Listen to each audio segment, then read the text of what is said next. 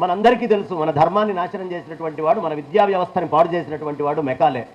ఈ మెకాలే కలెక్టర్గా ఉన్నప్పుడు ఒక సాధారణమైనటువంటి రైతు నడుచుకుంటూ వెళ్తున్నాడు. వెళ్తూ వెళ్తూ మెకాలే కలెక్టర్ కదా, మరి కలెక్టర్ని చూడంగానే నెత్తిలో ఉండేటటువంటి గుడ్డ సంకన పెట్టుకొని ఆయనకి 2 చేతులు జోడించి నమస్కరించాడు. ఆ రైతును అట్లా చూసి కొంచెం ముందరికి అడుగు వేస్తున్నాడు. ఆ రైతు కొద్దిగా దూరం వస్తే సామాన్యమైన బాగా మాసిపోయిన బట్టలు కట్టుకొని యజ్ఞోపవీతాన్ని ఒడుక్కుంటూ బాగా పాత బట్టలతో ఉండేటటువంటి ఒక బ్రాహ్మడు అక్కడ కూర్చున్నాడు.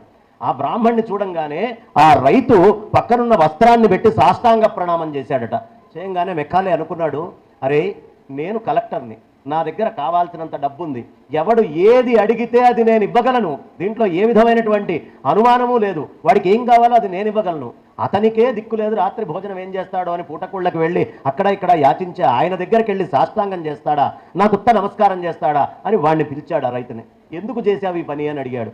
అడిగితే ఆ రైతు చెప్పాడు, అయ్యా నేను ఇక్కడ ఈ శరీరంతో బతికుండగా నువ్వు నాకు ఏదైనా చేయగలవు, ఆయన నేను ఈ శరీరంతో ఉండగా ఎలా బతకాలో చెప్పేవాడు, నా శరీరం పోయిన తర్వాత, నా పూర్వీకుల శరీరం పోయిన తర్వాత కూడా వాళ్ళందరినీ ఎలా ఉద్ధరించాలో, వాళ్ళకి ఉత్తమ గతులు ఎలా కల్పించాలో తెలిసినటువంటి వాడు, ఆయనకి మీకు పోటీ ఏమిటండి అని ఒక్క మాట చెప్పాడు.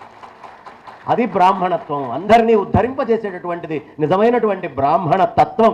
ఈ సమాజంలో బ్రాహ్మడే మిగతా అందరికీ దిశానిర్దేశం చేయాల్సినటువంటి వాడు. మిగతా ఎవరైనా సరే గుళ్ళో కూర్చొని ఉంటే వచ్చి దండం పెట్టి వెళ్తారు. కాబట్టి ఆ పదవిలో మనం ఒక్కళ్ళమే అని విడిగా కాకుండా అందరినీ కలుపుకుంటూ వెళ్ళటము అనేది చాలా ప్రధానమైనటువంటి అంశం. ఈ సమాజానికి నాయకుడిగా ఆ విద్వత్తుని అందించేటటువంటి వాడిగా ప్రతి బ్రాహ్మడు ఉండాలి, సమాజాన్ని ముందరికి తీసుకెళ్లాలనేది నా కోరిక.